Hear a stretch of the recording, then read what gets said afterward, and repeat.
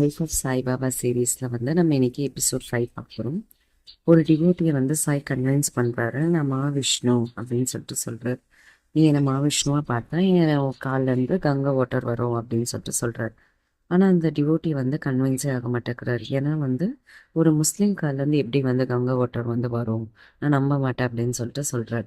ஆனால் few persons வந்து சொல்கிறாங்க. அதில் ஒருத்தர் வந்து தும்மாலுன்றது வந்து என்ன சொல்கிறாருன்னா, நான் முஸ்லீமும் கிடையாது, அவர் முஸ்லீமும் இல்லை, ஹிந்துவும் இல்லை, அவர் வந்து பரமாத்மா, அவர் வந்து இஷ்ட தேவதா அப்படின்னு சொல்கிறார். பாபா வந்து கன்வின்ஸ் பண்ணுறாரு, இப்போ நீ என்னை விஷ்ணுவாக பார்த்தனா என் கால்லேருந்து கங்கா வாட்டர் வரும், ஏன்னா விஷ்ணுவுக்கு தான் கங்கா வாட்டர் வரும் அப்படின்னு சொல்கிறார். ஆனால் என்னத்தான் இருந்தாலும் சில பேர் அவரை வந்து ராமவாரான்னு சொல்லிட்டு ப்ரைஸ் பண்ணுறாங்க.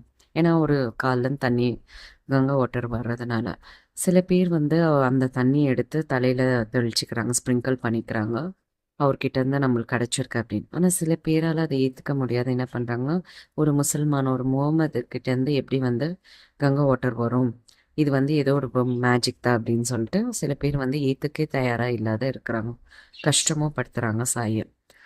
மராட்டியில் வந்து சாய் சச்சரித்திர 53 சாப்டர்ஸ் வந்து ஹேமந்த் பந்த் வந்து எழுதியிருக்கார். அவர் தான் அதில் வந்து 1000 பேஜஸ் வந்து எழுதியிருக்கார். ஸோ அதுலேருந்து எடுத்த லைஃப் ஆஃப் சாய்பாபா தான் வந்து இந்த புக்கு நான் டெய்லி சொல்லின்னு இருக்கிறது.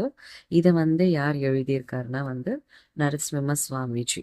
ஸோ அவர் வந்து அந்த மராத்தி சாய் சச்சரித்த 1000 பேஜஸ் இருக்குல்ல, ஸோ அதுலேருந்து கொஞ்சம் விஷயத்த லைஃப் ஆஃப் சாய்பாபா அதை எழுதணும்னு சொல்லிட்டு இது எழுதியிருக்கார். ஸோ கண்டினியூஸாக நம்ம பார்க்கலாம்.